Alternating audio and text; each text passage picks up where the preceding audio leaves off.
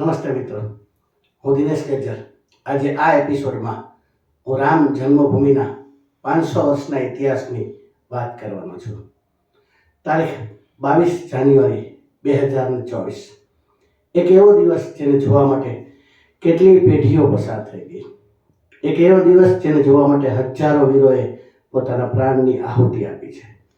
16મી સદીમાં પણ અયોધ્યામાં રામ મંદિરનું સપનું જોનારા લોકો હતા અને 18મી સદીમાં પણ રામ મંદિરનું સપનું જોનારા લોકો હતા. 18મી સદીમાં પહેલીવાર કોર્ટમાં રામ જન્મભૂમિ ઉપર હક મેળવવા માટે કેસ દાખલ થયેલ અને ત્યારથી લઈને આજ સુધીમાં સેંકડો લોકોએ પોતાના યુવાનીના 40-50 વર્ષ આ લડાઈમાં સમર્પિત કર્યા છે. અને દુઃખ સાથે કહેવું પડે છે કે આજે જ્યારે આ શુભ દિવસ આવ્યો છે ત્યારે એમાંના ઘણા બધા લોકો આપણી વચ્ચે હયાત પણ નથી.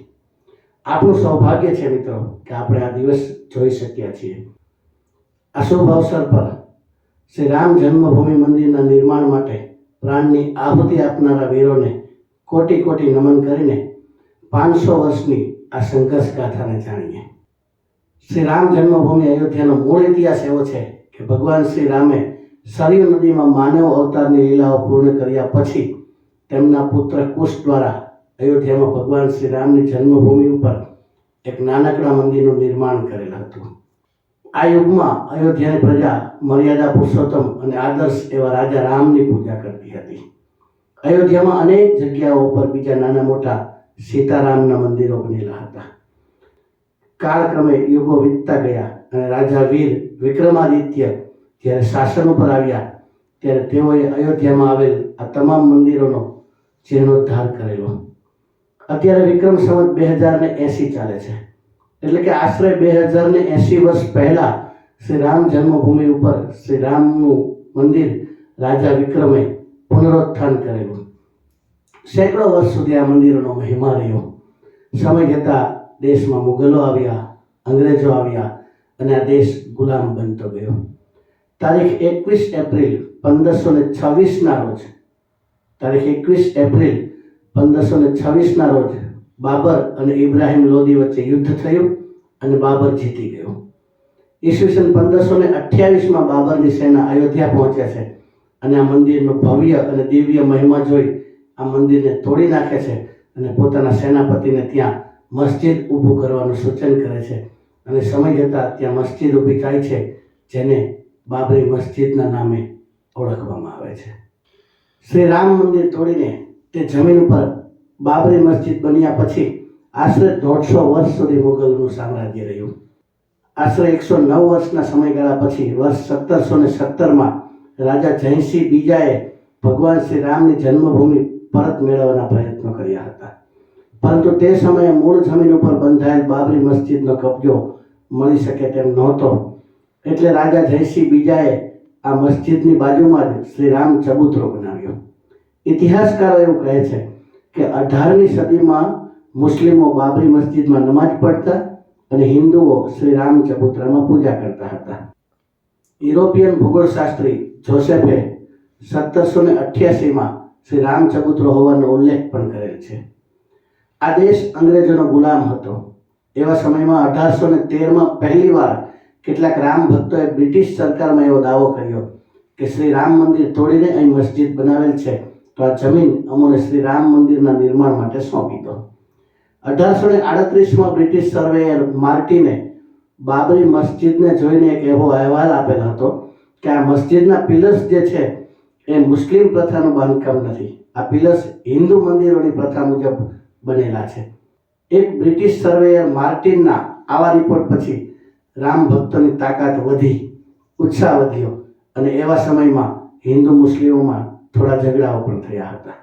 આપણે ઇતિહાસમાં એવું ભણ્યા છીએ કે વર્ષ 1857માં મંગલ પાંડેએ પહેલીવાર અંગ્રેજોની સામે બળવો કર્યો, પણ આપણે એ પણ જાણવું જોઈએ કે વર્ષ 1885માં પહેલીવાર નિર્મોહી અખાડાના મહંત શ્રી રઘુવીર દાસજીએ શ્રી રામ ચબૂતરા ઉપર છત્રી લગાવવા માટે કોર્ટમાં અરજી કરી હતી અને બ્રિટિશ સરકારે એ સમયે કોમી રમખાણો ન થાય એ માટે છત્રી લગાવવાની અરજીને ફગાવી દીધી હતી. એટલે મિત્રો આપણે એવું જાણવા મળે છે કે 1885થી આ નિર્મોહી અખાડા એ રામ જન્મભૂમિ માટે સક્રિય કાર્ય કરતું હતું. શ્રી રામ જન્મભૂમિને પરત મેળવવાની લડાઈ ત્યારથી વધુ વેગ પકડે છે. આવા સમયમાં બાબરી મસ્જિદમાં માત્ર શુક્રવારે જ નમાઝ પઢવા માટેનો પ્રવેશ આપવામાં આવે છે. સમય જતાં 1947માં આપણો દેશ આઝાદ થાય છે. આઝાદ ભારતમાં હવે રામ મંદિર નિર્માણ થઈ શકશે એવી વિચારધારાએ વેગ પકડી ત્યારે 22મી ડિસેમ્બર 1949ની રાત્રિએ, મિત્રો ફરીથી તારીખ નોંધાવી દઉં, 22મી ડિસેમ્બર 1949ની રાત્રિએ સરયુ નદીમાં સ્નાન કરીને 5-7 સંત મહંતોએ બાબરી મસ્જિદમાં જઈ અને શ્રી રામલલ્લાની મૂર્તિને પ્રસ્થાપિત કરી. આ સમયે ત્યાંના ચોકીદાર બરકત અલીને એક નાનકડું બાળક દેખાય છે અને તે ભગવાન રામ હોવાનું તેને એવું લાગે છે અને તે મંત્રમુગ્ધ થઈ જાય છે. તારીખ 23 ડિસેમ્બર 1949ની વહેલી સવારે બરકત અલી જ્યારે ભાનમાં આવે છે ત્યારે એ 5 સંતો મહંતોને રામલલ્લાની પૂજા કરતા જોવે છે અને આ બાબતની જાણ તે નજીકના પોલીસ સ્ટેશનમાં કરે છે. આથી ડિસેમ્બર 1949થી શ્રી રામ જન્મભૂમિનો મામલો વધુ ગંભીર બને છે. કોમી રમખાણોની શક્યતાઓ વધતી હોય છે. એવામાં એ સમયના પ્રવર્તમાન વડાપ્રધાન શ્રી જવાહરલાલ નહેરુજીએ વાતાવરણને શાંત રાખવા માટે તેના ડિસ્ટ્રિક્ટ મેજિસ્ટ્રેટ શ્રી કે નાયર સાહેબને વિવાદિત જમીનમાંથી આ રામલલ્લાની મૂર્તિને હટાવવાનો હુકમ કરે છે. શ્રીમાન કે નાયર સાહેબ આ મૂર્તિને હટાવવામાંથી હાથ ઊંચા કરી દે છે અને પોતાનું રાજીનામું આપવા સુધીની તૈયારી બતાવે છે. ત્યારે આ રામલલ્લાની મૂર્તિ ત્યાંથી હટતી નથી. આવા સમયે નિર્ણય શું કરવો? ત્યાર પછી 30 વર્ષ જેટલો સમય આ વિવાદિત જમીનના મામલાને થાળે પાડવામાં અને વાતાવરણને શાંત બનાવી રાખવામાં જ વીતે છે. આવા સમયે 1980માં આ દેશમાં ભારતીય જનતા પાર્ટીની સરકાર આવે છે. ભારતીય જનતા પાર્ટીની સરકારના એજન્ડામાં શ્રી રામ મંદિરને મહત્વ અપાય છે. સંઘ, વિશ્વ હિન્દુ પરિષદ અને ભારતીય જનતા પાર્ટી આમ ત્રણેય શ્રી રામ જન્મભૂમિને પરત મેળવવાની લડાઈમાં વધારે સક્રિય બને છે. શ્રી રામ મંદિરના નિર્માણ માટે વર્ષ 1992માં શ્રી લાલકૃષ્ણ અડવાણીજીના નેતૃત્વમાં સોમનાથથી અયોધ્યાની રથયાત્રાનું આયોજન કરવામાં આવે છે. આ મુદ્દો વધુ ગંભીર બનતા શ્રી લાલકૃષ્ણ અડવાણીજીની અટકાયત થાય છે અને જે દિવસે શ્રી લાલકૃષ્ણ અડવાણીજી અયોધ્યા પહોંચવાના હતા તે દિવસે લાખોની સંખ્યામાં કાર સેવકો ત્યાં પહોંચી જાય છે અને આ વિવાદિત ઢાંચા ઉપર ભગવો ઝંડો લહેરાવે છે.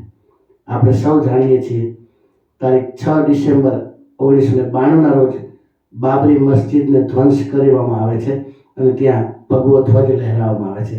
આ દિવસને હિન્દુઓ શૌર્ય દિવસ તરીકે ઉજવે છે. આ સમયે યુપીમાં મુખ્યમંત્રી કલ્યાણસિંહ હોય છે અને વડાપ્રધાન નરસિંહ રાવ હોય છે. મુખ્યમંત્રી કલ્યાણસિંહ રાજીનામું આપી દે છે અને આ શૌર્ય દિવસે 1000થી પણ વધુ કાર સેવકો પોતાના પ્રાણને ગુમાવે છે. આ આપણા સૌના માટે એક દુઃખદ દિવસ પણ છે. આ ઘટના પછી સમગ્ર મામલો કોર્ટમાં ગયો. યુપી કોર્ટ દ્વારા આ જમીન ઉપર મંદિર હતું કે નહીં તે બાબતની તપાસ ભારતીય પુરાતત્વ ખાતાને સોંપવામાં આવે છે અને ભારતીય પુરાતત્વ ખાતું એક એવો રિપોર્ટ આપે છે કે આ જમીન ઉપર હિન્દુ મંદિર અસ્તિત્વમાં હતું. આ આધાર ઉપર કોર્ટ એવો ચુકાદો આપે છે કે વિવાદિત જમીન ઉપર વધુ વિવાદ થાય નહીં. આ માટે આ જમીનને શ્રી રામ જન્મભૂમિ ટ્રસ્ટ, શ્રી નિર્મોહી અખાડા અને સુન્ની વકફ બોર્ડ આમ ત્રણેય પક્ષોને સરખે ભાગે વહેંચી દેવી. પરંતુ યુપી કોર્ટનો આ ચુકાદો 3માંથી એક પણ પક્ષે મંજૂર રાખ્યો નહીં અને તમામ પક્ષોએ આ ચુકાદો ન સ્વીકાર્યો અને મામલો 2011માં સુપ્રીમ કોર્ટમાં ગયો. સુપ્રીમ કોર્ટમાં શ્રી રામ જન્મભૂમિને લગતા દસ્તાવેજોને અંગ્રેજીમાં રજૂ કરાયા. અનેક દલીલો થઈ. બીજી એક નોંધનીય ઘટના એ પણ છે કે સુપ્રીમ કોર્ટના જજ સાહેબને પોતાના ઘરે અને કોર્ટની બારીમાં સતત બહાર બેઠેલો એક વાંદરો દેખાતો હતો અને આ ચુકાદામાં એ વાંદરો ખાતો પીતો નહોતો. આ વાંદરામાં જજ સાહેબને શ્રી હનુમાનજી મહારાજના દર્શન થાય છે અને આનો ઉલ્લેખ પણ તેઓ પોતાના ચુકાદામાં કરે છે. આવી અનેક ગૌરવમય ઘટનાઓ આ ચુકાદાની પાછળ છે. અનેક દલીલો અને ઘટનાઓના અંતે 9 નવેમ્બર 1919માં સુપ્રીમ કોર્ટ ચુકાદો આપીને શ્રી રામ જન્મભૂમિની સમગ્ર જમીન શ્રી રામ જન્મભૂમિ ટ્રસ્ટને સોંપે છે અને દેશના તમામ રામ ભક્તોની આસ્થાની જીત થાય છે. વર્ષ 2020માં 5મી ફેબ્રુઆરીના રોજ આ જમીન ઉપર ભવ્ય અને દિવ્ય શ્રી રામના મંદિરના નિર્માણ કાર્યનો પ્લાન બને છે. ભગવાન શ્રી રામના પુત્ર કુશ દ્વારા નિર્માણ થયેલ મંદિર રાજા વિક્રમાદિત્યએ પુનરુત્થાન કરેલ મંદિર, જેને તોડીને 1528માં બાબરે મસ્જિદ બનાવેલ, એ મૂળ જમીન શ્રી રામ જન્મભૂમિ ઉપર 495 વર્ષ પછી ભવ્ય અને દિવ્ય શ્રી રામ મંદિરનું નિર્માણ થઈ રહ્યું છે. અને તારીખ 22 જાન્યુઆરીના રોજ શ્રી રામલલ્લા ત્યાં બિરાજમાન થશે. આ છે આપણો શ્રી રામ મંદિર માટેના સંઘર્ષનો 500 વર્ષનો ઇતિહાસ, જેને આપણે સૌએ જાણવું જોઈએ. આ દિવસને આપણે ઉજવીએ, આપણા ઘરે દીપ પ્રગટાવીએ, સાચા અર્થમાં દિવાળી મનાવીએ, કારણ કે રામ અવધમાં પધારી રહ્યા છે. જય શ્રી રામ, જય જય શ્રી રામ. આ ચેનલ ઉપર આપણી ભારતીય સંસ્કૃતિની અનેક વાતો સમયાંતરે અમે રજૂ કરતા રહીશું. આ માટે અમારી આ ચેનલને લાઈક કરો, શેર કરો, સબસ્ક્રાઈબ કરો અને બેલ આઇકોન દબાવો. નમસ્કાર, જય શ્રી રામ.